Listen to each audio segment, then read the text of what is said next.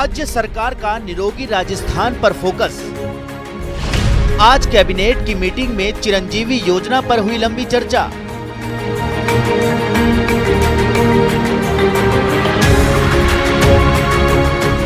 CM ने मंत्रियों को अधिक से अधिक रजिस्ट्रेशन की दी जिम्मेदारी। चिरंजीवी योजना में हर परिवार को मिलेगा 5 लाख का कैशलेस बीमा।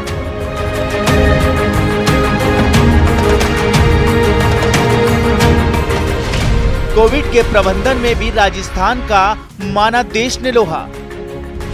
कोविड प्रबंधन ने बदली भारत की पूरी दुनिया में छवि।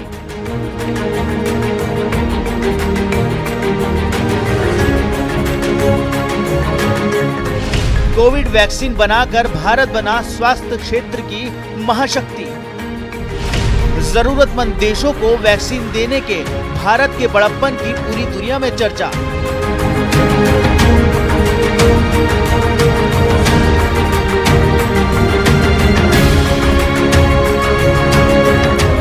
इस बार भारत के लिए वर्ल्ड हेल्थ डे है खास, सेहत के अच्छे दिन।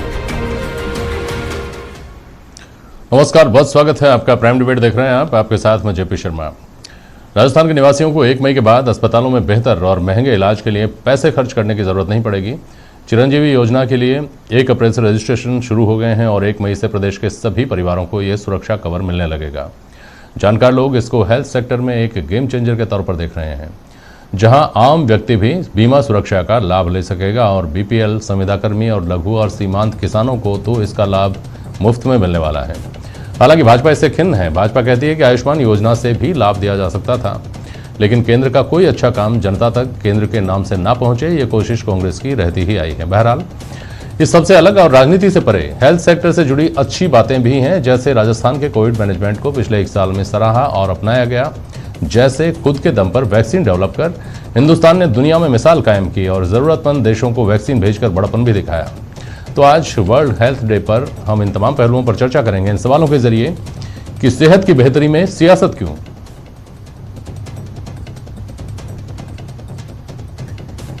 चिरंजीवी योजना से कितनी बदलेगी सेहत की सूरत,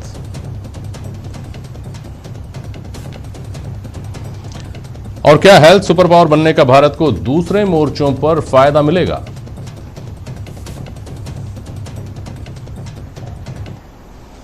हमारे साथ आरसी चौधरी साहब हैं, कांग्रेस की नुमाइंदगी कर रहे हैं। आशीष चतुर्वेदी जी भाजपा की ओर से इस बहस में हैं। डॉक्टर जेएल शर्मा जी हैं, जाने माने कार्डियोलॉजिस्ट हैं आप, और एसपी मित्तल साहब हैं, वरिष्ठ पत्रकार, हमारे साथ जुड़ रहे हैं। बहुत स्वागत करता हूं आप सभी का। आरसी चौधरी साहब, पहले आप बताइए कैसे गेम चेंजर हैं आप, अपनी योजना की तारीफ करिए, फिर जो शंका शिकायत आशीष जी की हैं उनको लूंगा। बोलिए। निश्चित रूप से जेपी शर्मा साहब, जो गत बजट गया था उस बजट के अंदर निरोगी राजस्थान को जो संकल्प लिया था, उस संकल्प के अंदर विधानसभा के अंदर भी नेता प्रतिपक्ष गुलाब चंद कटारिया जी ने इस योजना की प्रशंसा की थी। माननीय मुख्यमंत्री जी के लिए ये जो योजना है या राजस्थान के लिए योजना है, वो 1 मई से शुरुआत हो सकती है, लेकिन वो 2 अक्टूबर 2011 का दिन, जब इस राजस्थान के लोगों को उन्होंने निःशुल्क जांच की, निःशुल्क दुआ की, इस राजस्थान के लोगों को सौगात दी थी, लेकिन वो सिर्फ सरकारी अस्पतालों तक सीमित थी। आज कोई भी नजदीकी हॉस्पिटल के अंदर पहुंचे, उसे स्वास्थ्य का लाभ मिले, इसको लेकर एक यूनिवर्सल हेल्थ स्कीम लेके आए। आज राजस्थान की 7.5 करोड़ जनता, राजस्थान का हर व्यक्ति स्वास्थ्य के प्रति कभी भी चिंतित नहीं हो सकता। वो जानता है कि वो एक सुरक्षित सरकार के साथ में, एक संवेदनशील सरकार के साथ में है, जो सरकार उसके स्वास्थ्य का ध्यान रखती है, प्रतिबद्ध है।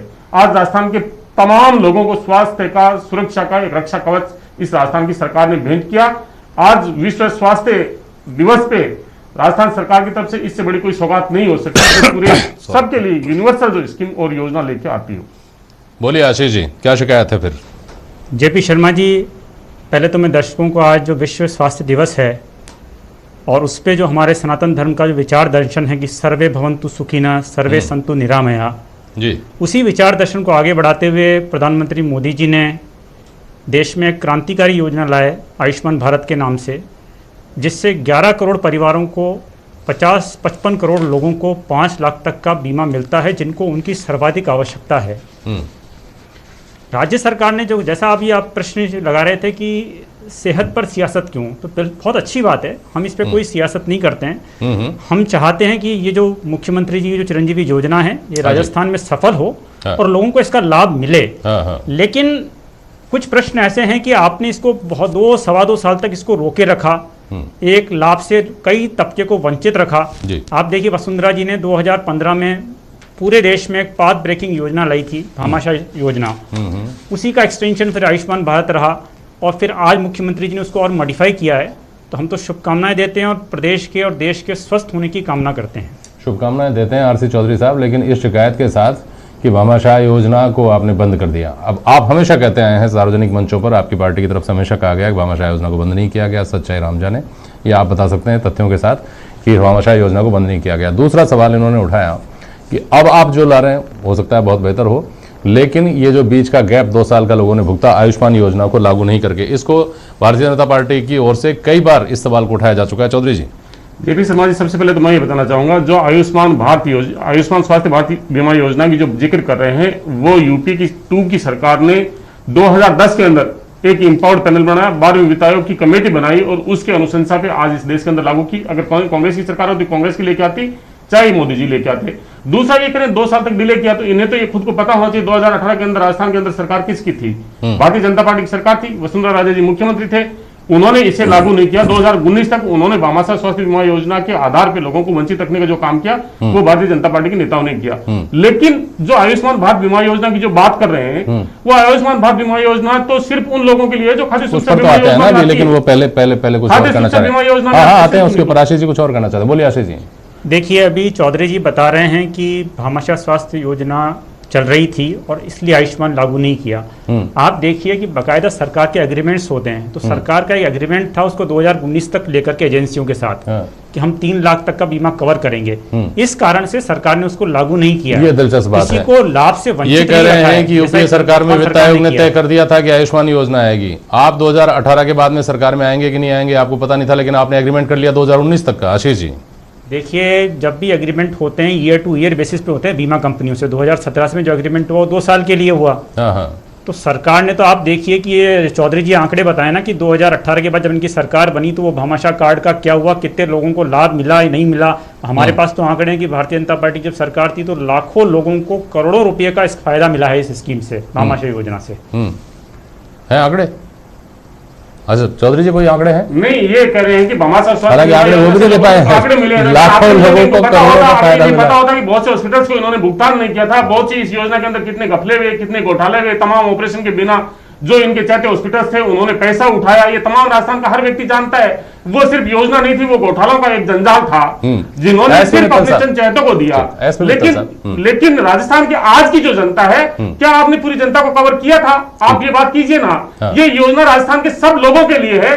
3000 करोड़ की योजना है, राजस्थान की सरकार भी वहन कर रही है। चौधरी जी, वो तो है ही, उसके ऊपर आते हैं ना। प्रणव, आशीष जी कुछ कहना चाह रहे हैं इसी संदर्भ में? कुछ कहना चाह रहे हैं लागू किया नहीं किया, लागू किया नहीं किया? भामाशाह को घोटाले किए थे तो सरकार को जांच करनी थी, सामने लाना चाहिए था। कहाँ बताइए, बताइए आप कहाँ सामने रहे? हम तो इसका स्वागत कर ही रहे हैं ना। राजनीति से परे हम तो राजनीति से परे इस योजना का स्वागत कर रहे हैं। हम चाहते हैं सरकार अच्छे से इस पे प्रदर्शन करे। 1 मिनट सुनिए। एसपी मित्तल साहब, आपको आवाज सुनाई दे रही है ना मेरी? जी। अगर कोई राजनीति का यक्ष होता और वो युधिष्ठिर से कुछ सवाल करता पिछले कुछ दौर से संबंधित, जैसे कि भामाशाह योजना बंद हुई थी या वास्तव में बंद नहीं की गई थी, जैसे कि किसानों का कर्ज माफ़ हुआ है या नहीं हुआ है, जैसे कि 5 साल पहले जब वसुंधरा राजे सरकार में आई थी तो 15 लाख नौकरियों का वादा था या 15 लाख रोजगार का वादा था। ये कुछ ऐसी चीज़ें नहीं है क्या जिसका मुझे नहीं लगता कि जवाब युधिष्ठिर दे पाएंगे? एसपी मित्तल साहब। नहीं जेपी जी, आप बिल्कुल सही कह रहे हैं। और जब ये आयुष्मान भारत का मेरा ऐसा मानना है कि ये जो चिरंजीवी योजना स्वास्थ्य बीमा योजना राजस्थान सरकार की है, मुझे ऐसा लगता है कि जो भारत सरकार की आयुष्मान भारत योजना स्वास्थ्य बीमा योजना है उसका ये विस्तार है। हम ये कह सकते हैं कि जो लोग जो वर्ग उस आयुष्मान भारत के दायरे में नहीं आ रहे थे, राजस्थान सरकार ने उन वर्ग के लोगों को भी, वंचित वर्ग के लोगों को भी इस दायरे में शामिल किया है। ये मेरा ये मानना है कि ये कुल मिला के अच्छी बात है। लेकिन अभी हमने थोड़े दिन पहले हम ये देखें कि गत वर्ष के दौरान ही राजस्थान सरकार ने बड़े जोर शोर से कहा था, निरोगी राजस्थान की एक बात कही थी। तो एक तरफ हम निरोगी राजस्थान का क्या नाम से नारा देते हैं, दूसरी तरफ हम जो क्या नाम से 5 लाख रुपए तक के बीमा के स्वास्थ्य बीमा की बात करते हैं। अब मैं इस विवाद में नहीं जाना चाहता कि ये भारत सरकार की योजना है और ये, लेकिन ये हम देखते हैं कि जिस प्रकार भारतीय जनता पार्टी के समय में अन्नपूर्णा योजना थी, जिसका नाम इंदिरा गांधी रसोई योजना कर दिया, उसमें परिवर्तन क्या किया कि अन्नपूर्णा योजना का जो खाना था वो वाहनों में बिकता था और इंदिरा गांधी रसोई योजना का जो खाना है वो सामुदायिक केंद्रों में खोल के इस तरह से बेचा। लेकिन कुल मिला के योजना को उन्होंने जारी रखा, लोगों को इससे लाभ होता है तो ये अच्छी बात है। लेकिन जेपी सबसे जो महत्वपूर्ण बातें हुई है कि अधिकतर जैसे ये जो स्वास्थ्य बीमा योजना जो सरकार की है उनमें हम देखते हैं कि इसमें प्राइवेट अस्पतालों की रुचि नहीं होती। असल में इनमें जो दरें निर्धारित की जाती हैं वो दरें इतनी कम होती हैं कि जो प्राइवेट अस्पताल है, मैं आपको जयपुर का उदाहरण देना चाहता हूं कि जयपुर के जो टॉप मोस्ट बड़े अस्पताल हैं, जिसमें फोर्टी मान लो, केसी बिरला मान लो या बीएलसीसी मान लो, इनके अंदर इन सरकारी योजनाओं के जो स्वास्थ्य बीमा योजना है, इनके मरीजों का लाभ प्राप्त करना बहुत ही मुश्किल होता है, बड़ी मुश्किलों से हो पाता है। वो भी एक चुनौती है आगे कि सभी जगहों पर इसका वास्तव में लाभ मिले, इसको इंश्योर करने के लिए मशीनरी को और अभी लगाना पड़ेगा, इसका हम ये कहना चाह रहे हैं मित्तल साहब जी। ठीक है। आरसी चौधरी जी, ये सवाल सिर्फ आपके ऊपर ही नहीं है, ये सवाल अगर सरकार में भाजपा रही है तो उसके ऊपर भी आते हैं कि योजनाओं को थोड़ा बहुत तोड़ना मरोड़ना, थोड़ा बहुत बदलना या बेहतर करना भी हो सकता है उसमें, और फिर उसका नाम बदल देना, जो मित्तल साहब ने उठाया। इस आरोप से अभी हाल फिलहाल आप सरकार में आप नहीं बच पाया, आप भी नहीं बच सकते। देखिए, निश्चित रूप से मित्तल साहब ने जो प्रश्न उठाया, बेहतर होता कि मित्तल साहब ये भी बताते कि आयुष्मान भारत योजना थी, उस योजना का भी नाम राष्ट्रीय स्वास्थ्य प्रोटेक्शन स्कीम था और उसको बदल के ये सब चीजें की। और उससे पहले जब ये लेके आए थे कहना चाहूंगा, लेकिन इन्होंने इससे पहले भी जो तमाम चीजें थी, इन्होंने 26 योजनाओं का नाम भारतीय जनता पार्टी की केंद्र की सरकार ने बदले, हम योजनाओं के नाम की सब चीजें। लेकिन राजस्थान का आज 3000 करोड़ के अंदर ये बता दें कि केंद्र इसके अंदर कितना लाभांश दे रहा है। 400 करोड़ रुपए केंद्र की सरकार दे रही है, बाकी का पूरा राजस्थान की सरकार दे रही है और राजस्थान के हर आदमी को एक सुरक्षा का आधार दे रही है। जिस मित्तल साहब को और भारतीय जनता पार्टी के नेता को अगर राष्ट्र को अगर समर्थ बनना है, राष्ट्र को अगर विश्व का गुरु बनना है, तो ये देश के अंदर लागू करनी चाहिए राजस्थान की स्कीम को। सिर्फ सराहना ही करते हैं तो राजस्थान के सब लोगों को राजस्थान की जो योजना केंद्र राज्य की सरकार दे रही है वो केंद्र की सरकार पूरे देश के लोगों को दे, ताकि उन्हें एक स्वास्थ्य से निश्चिंतता मिले। निश्चित रूप से निरोगी काया का जो उन्होंने जिक्र किया, निरोगी राजस्थान का जो जिक्र किया, वो तो संकल्पित है। इससे पहले भी राजस्थान के अंदर हर तरह की जो जांच है वो निःशुल्क की, स्वास्थ्य है वो कहीं पे भी किसी भी सरकारी अस्पताल में जाए। कोरोना के अंदर भी 40,000 का अगर लाइफ सेविंग इंजेक्शन देना पड़ा तो राजस्थान की सरकार ने वहन किया, राजस्थान की सरकार ने भुगता। 40,000 करोड़ का कर्जा देके भी राजस्थान के लोगों की मृत्यु नहीं होने दी। तो ये संकल्पित है राजस्थान की सरकार, माननीय मुख्यमंत्री, राजस्थान के संवेदनशील मुख्यमंत्री। इसलिए हम तो ये गुजारिश करना चाहते हैं, हमारे साथियों से कहना चाहते हैं, इसमें सिर्फ शिकायत और शिकवाई नहीं, अगर राजस्थान की योजना स्कीम बेहतर है तो पूरे देश के अंदर इसको लागू कीजिए, ताकि राजस्थान के हर लोगों को, हिंदुस्तान के हर लोगों को इसका फायदा मिले। आशीष जी, आप कुछ कहना चाह रहे हैं? नहीं, मैं तो कहना ये चाह रहा हूँ कि ये जो स्वास्थ्य बीमा के अंतर्गत जो ऑलरेडी स्कीम चल रही है आयुष्मान भारत, उससे करोड़ों लोग लाभान्वित हो ही रहे हैं। नहीं, पूरे हिंदुस्तान मुझे अपनी बात पूरी करनी चाहिए। वो लोग लाभान्वित हो ही रहे हैं। और जहाँ तक आप नाम बदलने की बात कर रहे हैं, मित्तल जी ने बड़ा अच्छा किया कि सरकार ने अन्नपूर्णा का चाहे नाम बदलना हो, चाहे आयुष्मान भारत का नाम बदलना हो, नहीं, इस तरह की राजनीति करना ठीक नहीं है। आयुष्मान के मामले में मुझे एक बात बताइए आप कि इस तर्क का क्या जवाब है कि आयुष्मान में केवल जो बीपीएल और खाद्य सुरक्षा प्राप्त जो लोग हैं उन्हीं तक उसका दायरा था। यहाँ राजस्थान का प्रत्येक व्यक्ति किसी न किसी परिवार से जुड़ा है ना, हर परिवार को अगर बीमित किया जा रहा है, हर परिवार को अगर इंश्योर किया जा रहा है, हम तो देखिए इसी कामना करते हैं कि ये स्कीम सफल हो। लेकिन जो प्रश्न उठाए जा रहे हैं अभी, जैसे मित्तल साहब ने भी प्रश्न उठाए हैं कि क्या ये स्कीम, क्योंकि अगर कोई प्राइवेट आदमी इसको 900 रुपये प्रति वर्ष दे करके अगर लाभान्वित होने की कोशिश करेगा तो उसकी एक्सपेक्टेशन रहेगी कि ये अक्रॉस द हॉस्पिटल्स ये फैसिलिटीज अवेलेबल हो उसको। ठीक है, आदमी नहीं तो प्राइवेट में क्यों जाएगा? हाँ। अगर उसको बाकी ऑप्शंस अवेलेबल हैं तो ये तो बहुत बेटर स्कीम है अगर 900 रुपये में देते हैं तो। लेकिन इसको व्यापक रूप से लागू करवाने की जिम्मेदारी राज्य सरकार की होनी चाहिए। जी एल शर्मा जी, अब थोड़ा सा बहस को मैं दूसरी तरफ लेकर जाता हूँ और इसमें मुझे लगता है कि बहस की कोई गुंजाइश ही नहीं है। पिछले एक अरसे में, केवल कोविड की बात नहीं, पिछले एक अरसे में जो खबरें हम पहले पढ़ा करते थे कि फला अपने हमारे देश के वीआईपी अपना ये ऑपरेशन कराने के लिए फला देश में गए, फला देश में गए, आज हमको ये खबरें पढ़ने को मिलती हैं कि चेन्नई के फला अस्पताल ने या अहमदाबाद के फला अस्पताल ने या जयपुर के फला अस्पताल में वहाँ से यानी कि किसी दूसरे देश से आए हुए किसी आदमी को ज़िंदगी दी, उसको नई रोशनी दी ज़िंदगी की। और साथ में कोविड का खासतौर पर पिछला एक साल रहा है, जिसमें हमने अपने दम पर वैक्सीन डेवलप की। उसके बाद आप चूंकि चिकित्सा क्षेत्र के आदमी हैं, क्या हिंदुस्तान की सूरत, हिंदुस्तान की तस्वीर, हिंदुस्तान की छवि, हिंदुस्तान को लेकर जो धारणा है दुनिया की, वो बदलती दिखती है? Doctor GL Sharma ji.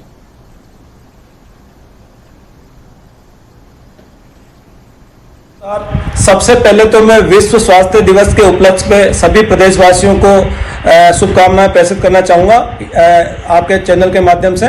और जैसा कि आपने बताया कि post Covid world health day जो आज 7 अप्रैल को मनाया जाता है, इसकी जो थीम है वो building a fair and healthier world across the globe. ये थीम है कि सबको निष्पक्ष एंड स्वस्थ स्वास्थ्य मिले। अगर एक आदमी स्वस्थ है, स्वास्थ्य उसको 3 तरह से आंका जाता है, आइदर वो फिजिकली होना चाहिए, मेंटली होना चाहिए और सोशली। अगर इन तीनों में से भी कोई भी एक कमी है उसमें, तो वो स्वस्थ नहीं कहा जा सकता। जैसे कि अपन कितना भी पैसा कमा ले, कितना भी धन कमा ले, अगर अपन स्वस्थ नहीं है तो अपन एंजॉय नहीं कर सकते, अपन हैप्पीनेस नहीं कर सकते। तो हेल्थ इज वेल्थ, अपने पुराने जमाने से ये उद्देश्य चलता आ रहा है। आपने पूछा कि पोस्ट कोविड एरा में भारत का क्या स्टेटस है, भारत कहाँ पे है, तो मैं ये कहना चाहूँगा आज ऐसा कोई फील्ड नहीं है जहाँ पे अपने देश में उसका इलाज उपलब्ध नहीं है। चाहे कार्डियोलॉजी हो, चाहे आप गैस्ट्रोएंटरोलॉजी हो, चाहे दिमाग का इलाज हो, चाहे पेट का इलाज हो। और रही कोविड की बात, जिस तरह से हमारे देश में कोविड का मैनेजमेंट किया और कोविड का जो हमने वैक्सीन डेवलप किया, 2 तरह के जो कोविड के वैक्सीन हमारे देश में अवेलेबल है, वो पूरे भारतीयों को उपलब्ध है। वो कुछ प्राइवेट हॉस्पिटल्स में तो पैसों से उपलब्ध है और बाकी गवर्नमेंट सेक्टर में वो फ्री निःशुल्क उपलब्ध है। तो ये निश्चित रूप से ये गर्व का विषय है कि अपन पोस्ट कोविड एरा में पीपी किट हो, चाहे वैक्सीन हो, चाहे ऑक्सीजन की मात्रा हो, चाहे बेड की ऑक्यूपेंसी हो, हमारे देश में हम दूसरे देशों से कंपेयर किया जा सकता है। और हमारे स्वास्थ्य सेवाएं काफ़ी अच्छी स्वास्थ्य सेवाएं। यह हर चीज़ का ऑपरेशन ले लो, हर चीज़ का आप किसी का भी मैनेजमेंट ले लो, हम चाहे चेन्नई में ले लो, चाहे अहमदाबाद में ले लो, चाहे दिल्ली में ले लो, चाहे मुंबई में ले लो, किसी भी देश से हमारे देश की स्वास्थ्य सेवाएं काफ़ी अच्छी है और कंपेरेबल है। और स्पेशली कोविड का वैक्सीन डेवलप करके हम आज हिंदुस्तान होने का गर्व हमको जो मिला है और हम दूसरे देशों को भी ये निर्यात कर रहे हैं। निश्चित रूप से मैं कहूँगा कि हमारे पोस्ट कोविड एरा में भारत का नाम काफ़ी ऊंचा हुआ है, चाहे वह स्वास्थ्य सेवाएं हो, चाहे किसी भी तरह से हो। स्वास्थ्य सेवाओं में कोविड का इंजेक्शन हमने डेवलप करके, कोविड का वैक्सीन हमने डेवलप करके ये साबित कर दिया है कि हिंदुस्तान और हिंदुस्तानी विश्व में सबसे ऊपर है और किसी से कमजोर नहीं है। और आगे भी इसी मानसिकता से, जैसा कि आपने सुना है कि सर्वे भवन्तु सुखिनः सर्वे निरामया, उसी उद्देश्य से भारत के डॉक्टर्स, भारत के चिकित्सक, भारत के वैज्ञानिक वैक्सीन डेवलप करके आगे भी ऐसा काम करते रहेंगे। यही मैं मनोकामना करता हूँ। बिल्कुल। जीएल शर्मा जी, एक चीज़ और बताइए, जैसे केंद्र की आयुष्मान भारत योजना चल रही है, जिसमें जो खाद्य सुरक्षा प्राप्त लोग हैं उनको पहले से एक सुरक्षा कवर मिला हुआ है, बीमा सुरक्षा कवर। राजस्थान में अब 1 मई से प्रत्येक व्यक्ति, मतलब हर परिवार का मतलब हो गया कि राजस्थान का रहने वाला कोई भी निवासी इंश्योर्ड होगा। भविष्य में इस तरह के हो सकता है कि दूसरे प्रदेशों में भी किया जाए या राजस्थान केंद्र सरकार इस तरफ बढ़े आगे। तो हमको ये उम्मीद की जानी चाहिए कि ये एक तरह से स्वास्थ्य के क्षेत्र में क्रांतिकारी बदलाव धीरे धीरे वक्त के साथ आ रहे हैं, जिसमें हम उन पाश्चात्य देशों की तरफ कदम बढ़ा रहे हैं, उनकी तरफ कदम क्या बढ़ा रहे हैं, उनके साथ कदम से कदम मिलाने की स्थिति में आते जा रहे हैं। जहां हम ये सुनते थे कि साहब वहाँ तो बचपन में ही आदमी के पैदा होते ही उसका बीमा हो जाता है, ज़िंदगी भर आगे कोई उसको टेंशन ही नहीं होती कैसे इलाज होगा, उसकी पूरी ज़िंदगी का रिकॉर्ड रहता है, उसको साथ में लेकर फाइलें नहीं लेकर घूमना पड़ता। इस तरह की बहुत सारी चीज़ें जो हम सुना करते थे, हम उस तरफ बढ़ रहे हैं आगे। जीएल शर्मा जी,